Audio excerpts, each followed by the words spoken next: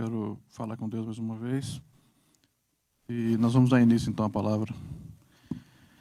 Senhor, nosso Deus, obrigado pela oportunidade de estarmos juntos aqui, Senhor. Tua palavra diz, onde estiverem 2 ou 3, ali o Senhor se fará presente. E nós cremos que o Senhor está aqui nessa noite. O Senhor está aqui para nos consolar, o Senhor está aqui para falar aos nossos corações. Obrigado, Pai, pela Tua palavra. Usa-me, e que nós possamos ser edificados através da Tua voz aqui nessa noite. Em nome de Jesus. Amém. Queridos, a mensagem de hoje, a princípio, talvez ela não seja uma mensagem muito palatável, muito agradável, porque ela não é uma mensagem que ela fala de vitórias, ela não é uma mensagem que fala de conquistas, ela não fala de bens materiais, de vitórias. Pelo contrário, a mensagem de hoje é uma mensagem que ela aponta o dedo para a nossa cara e ela mostra quem nós realmente somos. O texto que eu vou ler, o que nós vamos falar nessa noite, vai nos confrontar, porque como o pastor está pregando, nós temos que estar buscando um outro nível. O tempo do leitinho espiritual está passando. É chegado o momento de nós realmente buscar o alimento sólido, o conhecimento profundo da palavra de Deus. O mundo tem sofrido transformações e está cada vez mais difícil ser cristão. Então essa palavra ela vem para nos confrontar, ela vem para nos mostrar e para fazer que nós enxerguemos dentro de nós mesmos como está a nossa vida com Deus. Quão firme está a tua fé? Eu convido aos queridos que abram a palavra de Deus. Nós vamos ter uns 2 versículos introdutórios e depois um texto base. Nós vamos abrir a palavra de Deus hoje, primeiramente, em Provérbios, capítulo 28, no versículo 13. Provérbios 28, 13.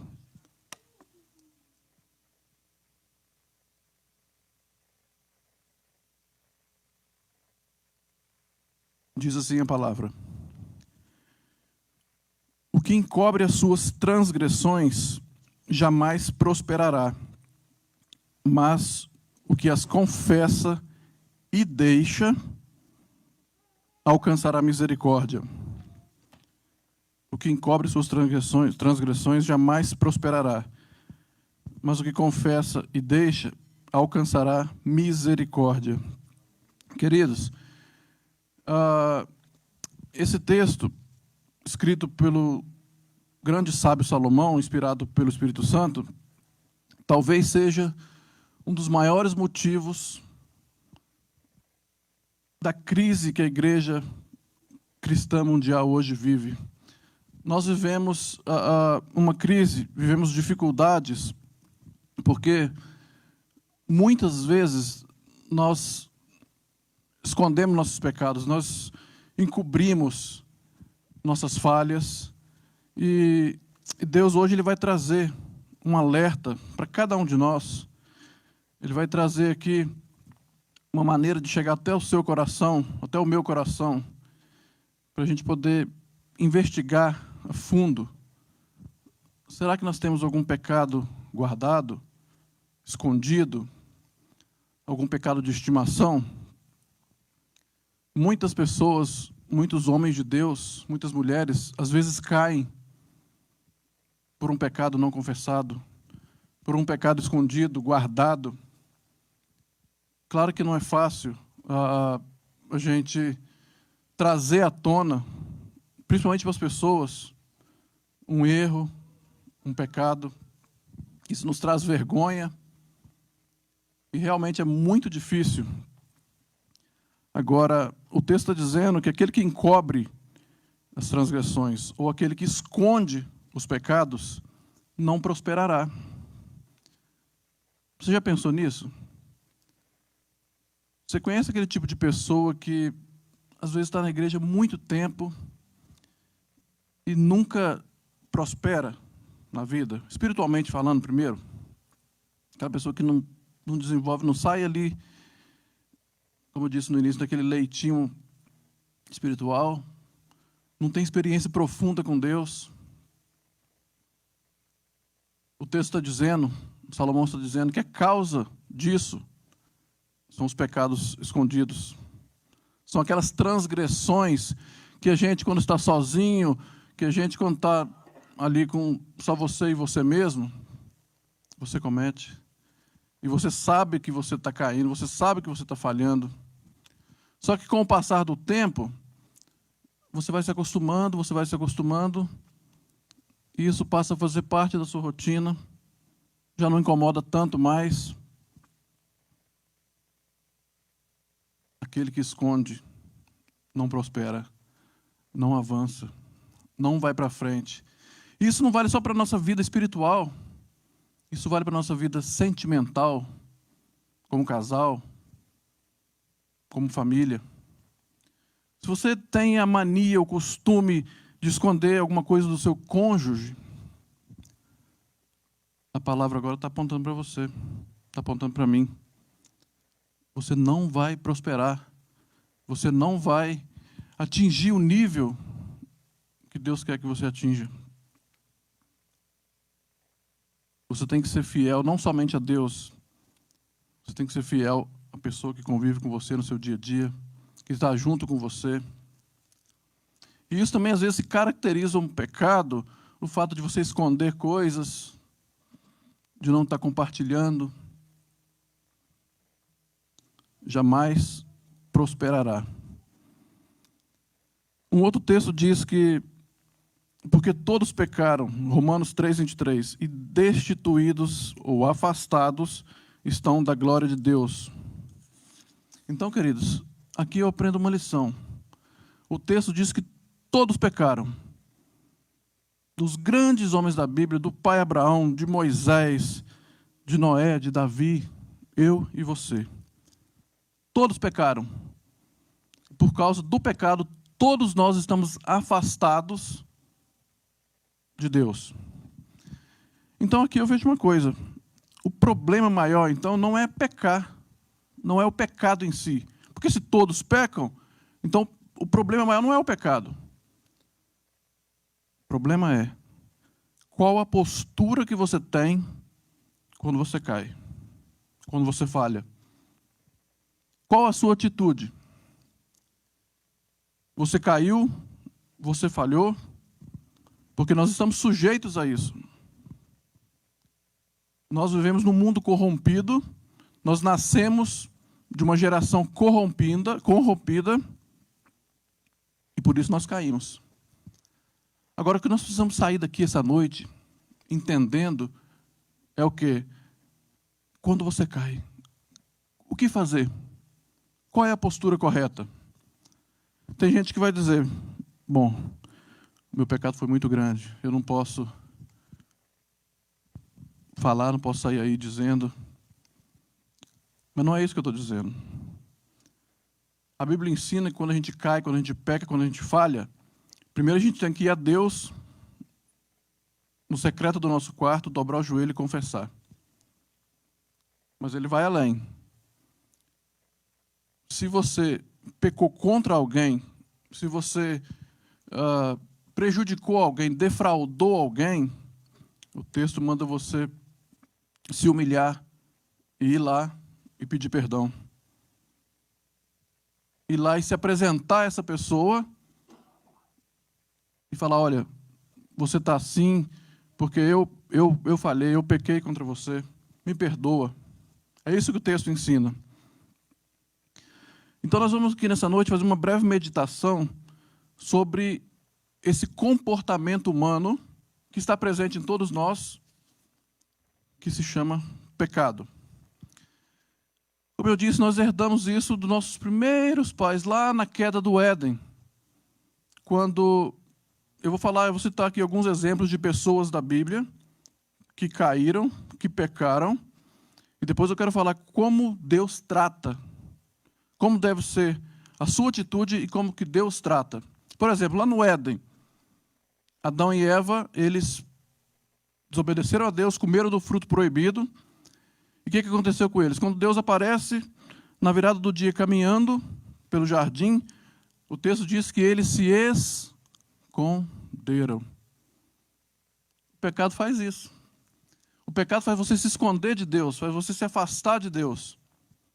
Quando você pega aquele sentimento de culpa, fica arraigado no seu coração e você fica às vezes com vergonha. Você não ora como deveria orar. Você não busca como deveria buscar. Então o pecado te afasta.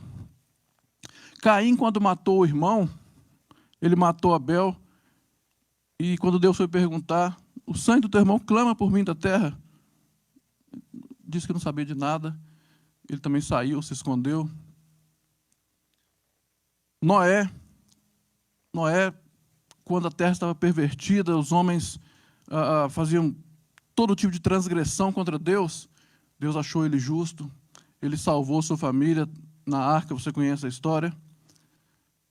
Mas depois, Noé se embebeda, toma demais, toma todas, fica bêbado, fica nu, e os seus filhos têm que encobrir a vergonha do pai. Eles têm que esconder a nudez do pai.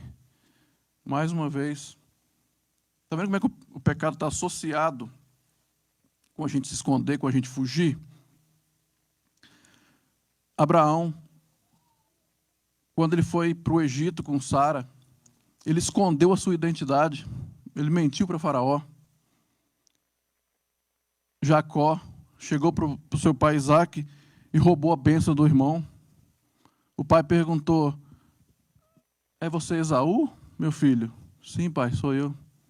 Mentira. Escondendo a verdade do pai. Pecado. Moisés, ele mata um egípcio e esconde na areia. Passou 24 horas e ele estava lá como se nada tivesse acontecido. Mas alguém apontou o dedo na cara dele e falou: você matou o egípcio. E assim nós podemos falar de tantos outros. Jonas, Deus manda ele pregar numa cidade, ele vai para o outro lado, ele se esconde de Deus, ele foge do propósito dele, ele vai para o outro lado. Pedro, quando Cristo estava naquela noite que ele foi preso, eles perguntaram: mas você também estava com esse homem? Não, eu não conheço ele, eu não sei. Escondendo a amizade daqueles anos convividos com Cristo ali. Eu estou falando isso aqui, irmãos, para você ver que isso aqui é um comportamento humano. Isso aqui está presente em nós. Você peca e vai pecar ainda. E o que Deus quer tratar com você hoje, quando você cair, porque Ele sabe que você vai cair. Nós vivemos num mundo corrompido, onde nós somos fracos. Quando a gente vem aqui, a gente vem buscar esse alimento espiritual, essa força, para a gente tentar ficar mais forte e tentar ser, como Paulo diz, parecidos mais com Cristo, buscando o elevado ideal para se parecer mais com Cristo. E vivemos nesse mundo, então, caído, falho. E eu falei desses personagens aqui, e eu e você, a gente se identifica com alguns deles. Quem esconde o pecado jamais prospera. E você já percebeu, irmãos, que a nossa natureza, ela é uma natureza pecaminosa e ela normalmente quer justificar o nosso pecado, justificar o nosso erro. Muitas vezes, quando a gente peca, às vezes a nossa consciência acusa, porque o Espírito Santo ele vem. Se Deus te ama e quando você peca, pode ter certeza que Ele vai te incomodar. Ele incomoda, Ele vai atrás. Deus vai atrás. Adão, onde está você? Cadê você? Isso é Deus indo atrás. E hoje o Espírito Santo faz isso.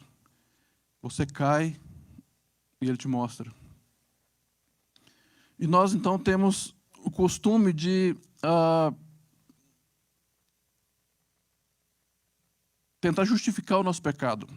Nós temos... obrigado, eu tenho aqui, Marcelo. Obrigado.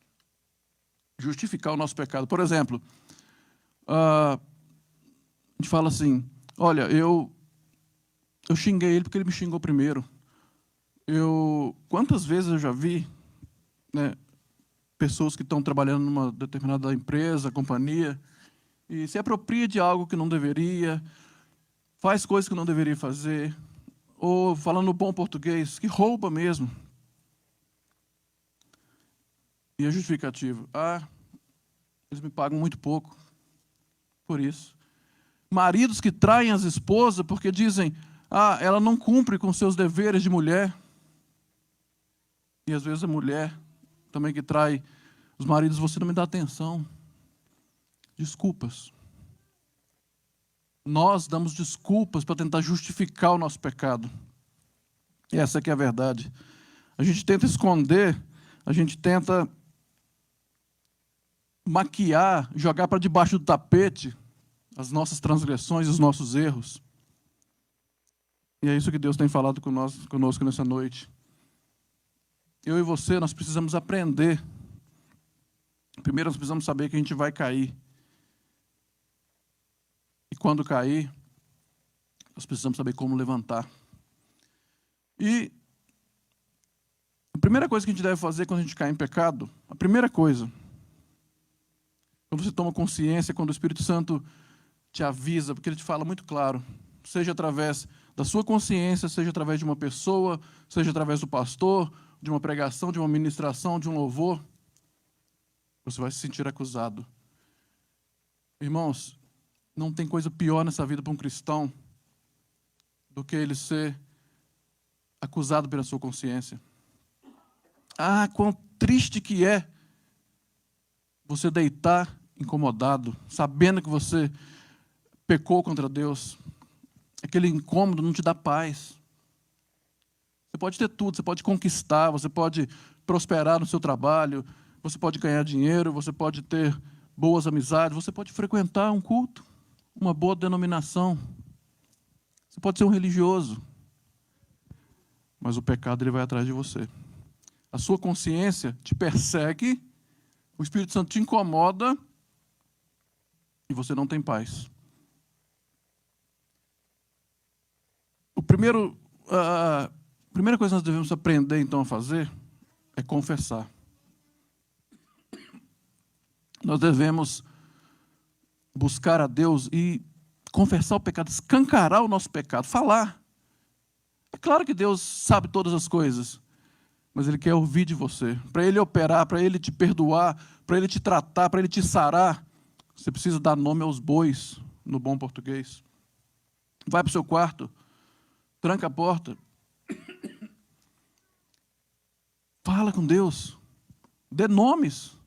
Fala: Senhor, eu caí nesse pecado, eu menti, eu defraudei um amigo, eu caí com pornografia, eu falhei. Naquele momento, Senhor, me pareceu até prazeroso, até bom, mas vai contra a Tua palavra. Nós precisamos entender que ao confessar os nossos pecados, Deus, Ele inclina os seus ouvidos para nós. Você precisa confessar, você precisa falar.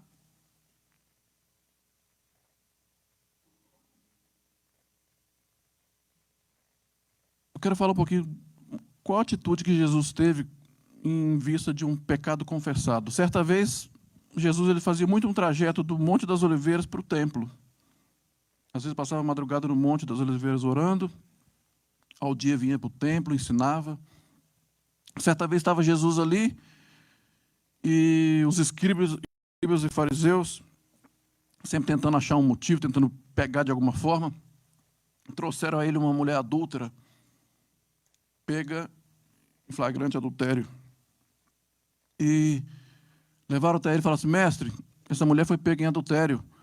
A lei de Moisés manda que ela seja apedrejada até a morte. E o Senhor, o que fala? O texto diz que Jesus abaixava, escrevia na areia, mas como eles ficaram insistindo, ele deu uma resposta para eles. Ele falou assim: aquele que não tiver pecado, atire a primeira pedra. Então Jesus vai direto na consciência. Aquele que não tem pecado, atire a primeira pedra. E o texto diz que um por um eles foram deixando as pedras e foram saindo. Agora estava só Jesus e a ré ali, confessa, pega em adultério. E Jesus, com uma voz, imagino eu, meiga, doce e suave, ele pergunta: mulher, onde estão os seus acusadores? Não te condenaram?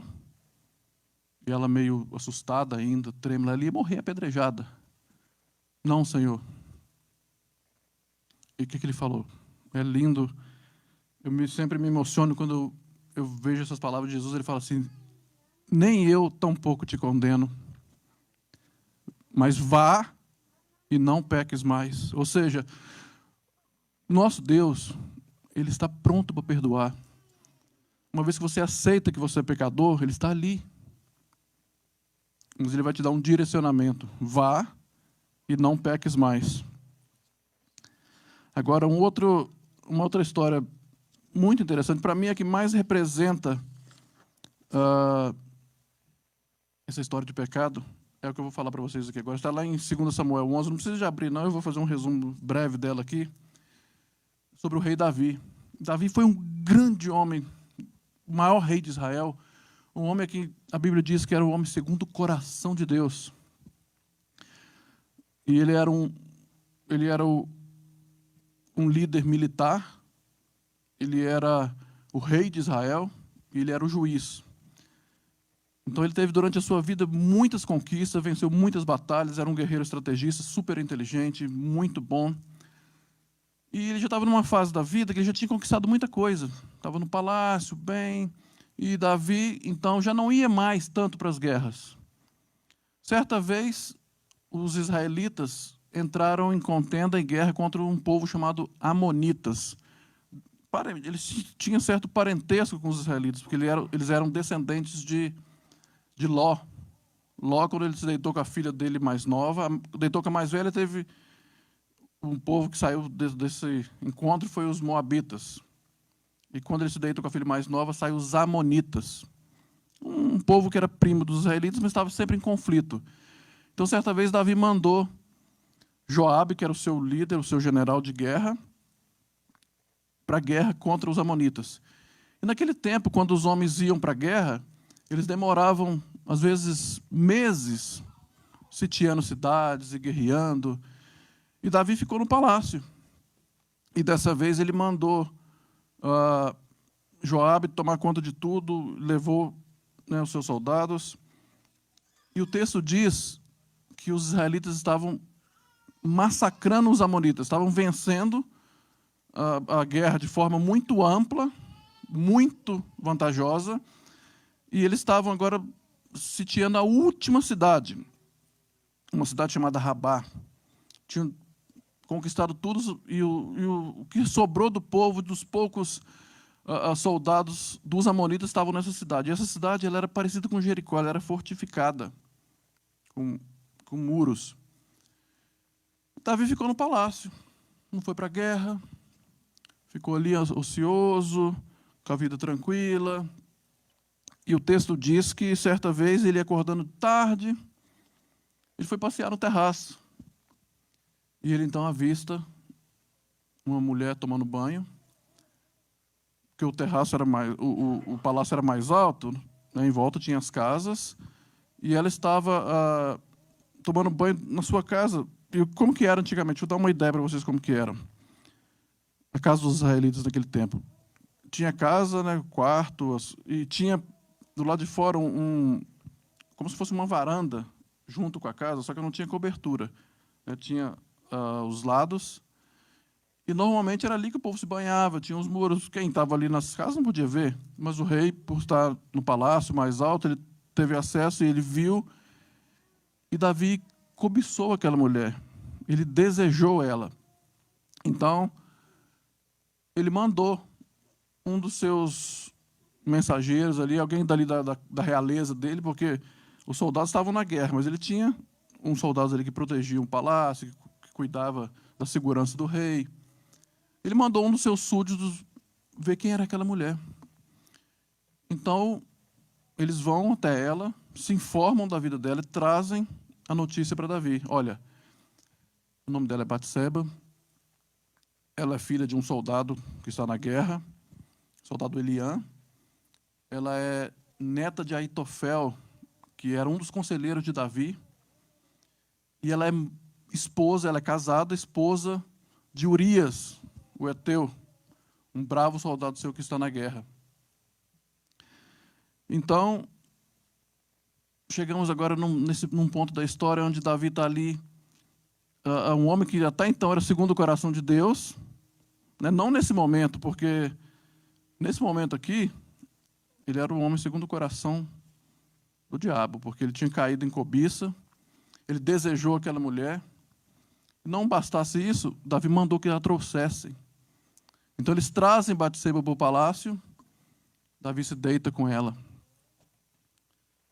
Eu não sei, o texto não fala se Batseba resistiu, aparentemente ela não resistiu, aparentemente ela se deitou com o rei, ela concordou com isso.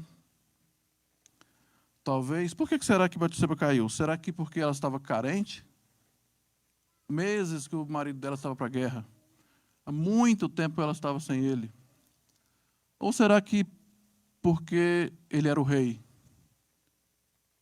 Status. Vou estar com o rei. Eu posso talvez morar no palácio. Eu posso me tornar uma rainha. O fato é que Batseba não dificultou a vida de Davi. Então Davi cai em pecado. E ele se deita com ela. A gente não sabe quantas vezes. Quando a gente estuda o texto de maneira mais profunda, dá a entender que isso ocorre algumas vezes. Porque tempos depois, Batseba manda dizer a Davi: eu estou grávida. Então, até então, uma mulher que era desconhecida, agora tem acesso direto ao rei, porque ela mandou uma mensagem diretamente ao rei: estou grávida. E agora? Um rei que é exemplo para todos, um rei que era um homem segundo o coração de Deus, não foi para a guerra, ficou lá no palácio, ficou ocioso, ficou à toa. Irmãos, e o pecado, ele é assim. Ele sempre começa com as pequenas coisas, sempre começa devagar. O pecado, ele não chega de uma vez assim, senão você vai se assustar, senão eu vou me assustar. A coisa começa devagar, com as pequenas coisas, com os pequenos detalhes. Um pequeno olhar, uma observação. É isso que Deus quer tratar aqui nessa noite. É isso que nós precisamos entender. Os pequenos detalhes. É aí onde mora o perigo. Então, um tempo depois, a gente imagina que 2 ou 3 meses depois, porque naquela época não tinha ultrassom, demorava 2 ou 3 meses para a mulher ter certeza que ela estava grávida. Então, nesse tempo, Urias continua na guerra. E Urias, o texto diz, Urias o heteu, ele não é israelita. Os hititas, do povo de onde veio Urias, era um povo que tinha sido dominado por Israel. Israel conquistou o espaço deles, dominou, e os melhores homens, aqueles que aceitassem, que se convertessem ao Deus de Israel, entravam no exército. Foi o que aconteceu com Urias. Então ele não era israelita, mas ele era aparentemente fiel ao Deus de Israel. E Davi agora começa a passar perto, começa a se preocupar, porque ele tem várias mulheres, o reino. E Davi, então, começa a bolar um plano. O que eu vou fazer? Porque, meus irmãos, um pecado leva a outro. Um pecadinho pode levar a um pecadão, pode levar a um abismo. Então ele pensa o que fazer, e ele tem uma ideia. Ele manda uma carta para Joabe, fala: Joabe, manda para mim Urias. Tira Urias da guerra, Urias vem. E Davi então conversa com ele, pergunta, joga papo fora, né? Como que está a guerra? Como que está Joabe? Ele sabia, ele tinha mensageiros para fazer isso. O objetivo ali era outro. Ele estava tramando a morte de Urias. A princípio ele tentou fazer com que Urias fosse para casa e se deitasse com a sua mulher, para quando a barriga começasse a crescer, o pessoal, todo mundo ia saber, não é dele. Ele esteve em casa um tempo. Mentiras. Cobiça, adultério, mentira. Mas Urias, que até então era um servo aparentemente fiel, fala: não, não, rei. Como que eu posso ir para minha casa? Porque o rei dá um banquete para ele, dá vinho para ele tomar, dá um presente para ele e fala, vai para casa. Na Bíblia usa o termo lava os seus pés, que quer dizer, fica uns dias em casa. E ele prontamente responde, Joabe, o meu senhor, está na guerra. Os meus irmãos e meus amigos estão habitando em tendas no deserto, sitiando a cidade, correndo perigo. A arca do Senhor, a arca da aliança, está em tendas. Agora, iria eu para minha casa, deitaria com minha mulher? Não, jamais. Então ele não aceita ir. E Davi insiste, ele não aceita, então Davi fala, então fica aqui mais essa noite e amanhã eu te despeço. Ele tenta mais uma vez e Urias não vai. Ele vai para um terceiro plano. Ele escreve uma carta, entrega para Urias, que era a sua sentença de morte. E na carta dizia, Joabe, põe Urias na frente da batalha e tira o backup dele. Bota ele na linha de frente, onde estão os mais valentes. Então ele leva, ele cumpre ali a sua última missão, com fidelidade. Ele leva a carta, sem saber o que é, entrega na mão de Joabe, e Joabe faz o que o rei mandou, e Urias é morto. Urias é morto, a notícia chega, Batseba chora o luto do marido, e logo depois, passado o luto, o texto diz que Davi traz ela para o palácio. Faz dela uma rainha, casa com ela, e está tudo certo. Certo? Certo? Então ele cobiça, ele mente, ele arquiteta um plano, ele manda matar, ele assassina, e agora está tudo certo. Passa um tempo, o neném nasce, e Davi escondeu o pecadinho dele, o pecadão dele, e age como se nada tivesse acontecido, naturalmente. Claro que dentro dele, eu imagino quanto que não estava incomodando, tirando a paz. Mas aparentemente, botou para debaixo dos panos ali, debaixo do tapete, e estava tudo certo. Agora, para finalizar, eu quero te dizer como que Deus trata. Só que para isso eu queria ler um texto com os irmãos. Rapidamente aqui, vamos ver qual é o tratamento de Deus para um pecado não confessado. Está no livro de 2 Samuel, no capítulo 12, para a gente encerrar.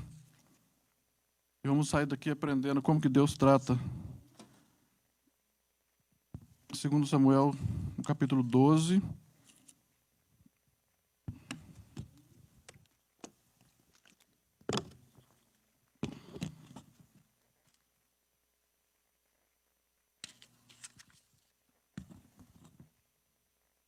Vou ler aqui rapidamente.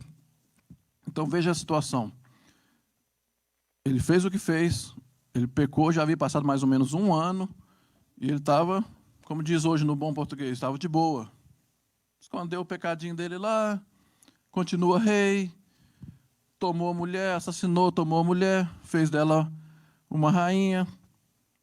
Mas como eu falei, meus irmãos, Deus ele vai atrás daquele que ele ama. A graça de Deus, ela nos persegue, mesmo quando nós erramos. Olha o que diz o texto lá, capítulo 12. Enviou o Senhor a Natã a Davi. Chegando Natã, Davi disse-lhe. Então Deus revela o pecado de Davi para o profeta Natã. Natã era um profeta, conselheiro de Davi. E Deus então usa o profeta para chegar até Davi. E Natã chega lá e fala assim, Davi, vou te contar uma historinha. Vou te contar um caso aqui que aconteceu. Quero saber a opinião do rei. Vamos lá. Ele conta essa história aqui, ó. Tinha o rico ovelhas... Não, um pouquinho antes. O Senhor enviou Natã a Davi. Chegando Natã, disse-lhe, Rei, havia numa cidade 2 homens, um rico e o outro pobre. Tinha o rico ovelhas e gados em grande quantidade, mas o pobre não tinha coisa nenhuma, senão uma cordeirinha que comprara e criara, e que em sua casa crescera junto com seus filhos. comia do seu bocado e do seu copo bebia, dormia nos teus braços e ele a tinha como filha. Vindo um viajante ao homem rico, não quis este tomar de suas ovelhas e do gado para dar de comer ao viajante que viera a ele, mas tomou a cordeirinha do pobre e preparou para o homem que havia chegado. Então o furor de Davi se acendeu sobremaneira contra aquele homem e lhe disse a Natã: tão certo como vive o Senhor, o homem que fez isso deve ser morto, e pela cordeirinha restituirá 4 vezes, porque fez tal coisa e porque não se compadeceu. Então Deus enviou Natã, e Natã contou essa historinha para Davi. Tinha uma cidade, 2 homens, um muito rico e um pobre. O rico tinha ovelhas, gado à vontade. O pobre tinha uma cordeirinha. E chegando um viajante, foi na casa do rico, e ele, em vez de pegar um dos seus cordeiros para matar, ele foi lá no pobre que só tinha um, tomou, matou e preparou para esse homem. Então a ira de Davi se acende, ele fica nervoso, porque Davi era sanguinário, matava por pouca coisa. Ele fala: tão certo como vive o Senhor, o homem que fez isso deve ser morto. Olha como que o homem julga. Olha como que o homem dá a sentença. E pela cordeirinha vai ter que restituir 4 vezes mais, porque cometeu o tamanho pecado em Israel. Aí Deus, falando através de Natã, ele aponta o dedo para a cara de Davi, com muita coragem, porque Davi era o rei e era um juiz. Ninguém falava com o rei de qualquer maneira. Mas Natã vira no versículo seguinte e diz assim: tu és o homem. Foi você, Davi. Foi você que tomou a mulher de Urias. Aí Deus fala com ele: eu te dei o reino, eu te dei Israel, Judá, eu te dei muitas mulheres, riquezas, e você foi tomar a mulher de Urias. Você assassinou, você mentiu, você adulterou. Olha aí o versículo 7. Então disse Natã a Davi: tu és o homem. Assim diz o Senhor, Deus de Israel: eu te ungi rei sobre Israel, te livrei das mãos de Saul, dei-te a casa de teu Senhor e as mulheres de teu Senhor em teus braços, e também te dei a casa de Israel e de Judá. Se isso fora pouco, eu teria acrescentado tais e tais coisas. Queridos, quando Deus ama, Ele confronta, Ele vai atrás do pecado, Ele vai atrás de você e de mim. Ele quer tratar. Deus, Ele não quer expor ninguém. Ele não quer, apesar de você ter caído, ter pecado, Ele não quer estragar a sua imagem, mas Ele precisa tratar. Ele não vai deixar você pecar e ficar por isso mesmo. Charles Spurgeon, um pregador inglês, tem uma frase que eu acho muito interessante. Ele diz assim: Deus não permite que os seus filhos pequem com sucesso. Você pode ter um prazer, um sucesso momentâneo, mas o preço ele vem. Deus vai atrás daquele que Ele ama. Nós somos livres para fazer as nossas escolhas, mas nós somos escravos das consequências. E se Deus vai atrás é porque Ele ama. Se Deus vai atrás é porque Ele quer a nossa mudança. E lembre-se, a coisa acontece aos poucos. Eu quero finalizar então dizendo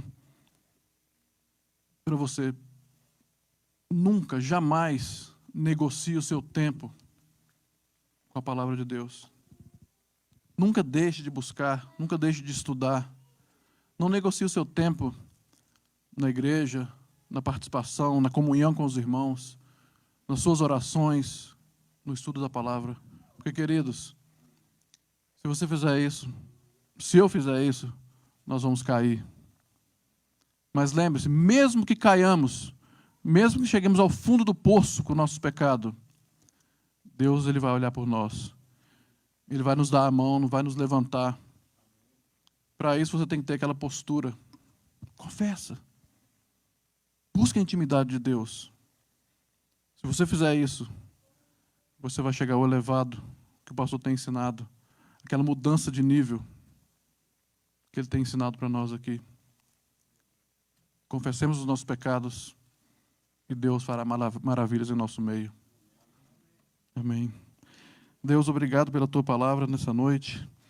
Uma palavra que aos nossos olhos pode não ser agradável, mas o Senhor quer tratar conosco. Tua palavra diz que o Senhor cuida daquele que o Senhor ama. Certamente tem pessoas aqui que precisavam ouvir essa palavra hoje. O Senhor tem tocado no íntimo, no profundo do coração de algumas pessoas. Ó Deus, obrigado por ser esse Deus tão maravilhoso, misericordioso, um Deus que cuida, que trata. Esteja conosco, Senhor, nos abençoe, nos dê forças para estudarmos a Tua palavra e aprender mais de Ti.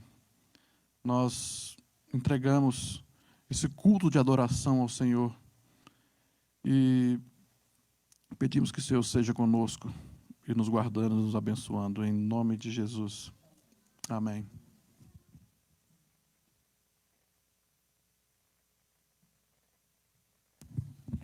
Graça e paz. Quantos foram abençoados por essa palavra? Amém? O Murilo mais alto, tá vendo? Aqui eu fico assim escondido. Gente, como que Deus é perfeito? Às vezes a gente não repara. O texto começou falando o quê? Aquele que esconde suas transgressões nunca, quê? Prosperará, certo? Interessante, quando ela acaba, Murilo acaba finalizando a palavra, fala de Davi. Olha o que é a última coisa que Deus falou para Davi antes do pecado, depois que ele descobre o pecado. Ele diz assim, eu não te dei isso, isso e isso. Isso não é prosperidade? Ele diz assim, eu te dei todo isso, a casa de Israel e de Judá, e se isso não fosse pouco, em outras traduções, se não fosse suficiente, eu teria feito muito mais. Eu teria feito muito mais. O que Deus diz para Davi praticamente assim, eu tinha mais prosperidade para a tua vida, impedida pelo pecado escondido. É incrível. Agora eu vou falar uma coisa para fechar aqui, que eu sei que muitos também aqui estão ansiosos para celebrar esse aniversário do Leandro, que ele está aqui nos falando desde a semana passada, desse aniversário dele, né? Mas vou te falar uma coisa. Deus é tão perfeito, eu falei com o Murilo antes da palavra, aí eu falei assim, Deus vai te usar e vai falar o que Ele tem que falar. Aí eu não sabia o que o Murilo ia ministrar, mas é incrível porque durante a semana eu assisti um filme com minha esposa que chama-se Os Pequenos Detalhes. Você lembra que é Os Pequenos Detalhes? É incrível porque a gente assistiu esse filme, está nos cinemas, mas estava dando no HBO Max, e eu assisti, e ficou na minha cabeça essa palavra, porque eles falaram uma frase que chama a atenção, a gente falava assim, o diabo está nos pequenos detalhes. Aí eu vi outro programa, 2 dias depois, eu assisti uma série, e no meio da série, a mulher olha para outra mulher, não tinha nada a ver com esse primeiro filme, e ela diz para outra assim, o diabo está nos pequenos detalhes. E foi interessante, porque na hora que o Murilo estava aqui, ele teve um momento onde ele falou assim, temos que olhar os pequenos detalhes.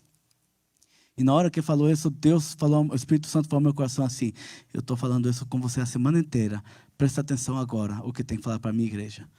O que eu quero falar com você é o seguinte, Murilo subiu aqui, Deus usou ele para falar que essa é a palavra para todos nós.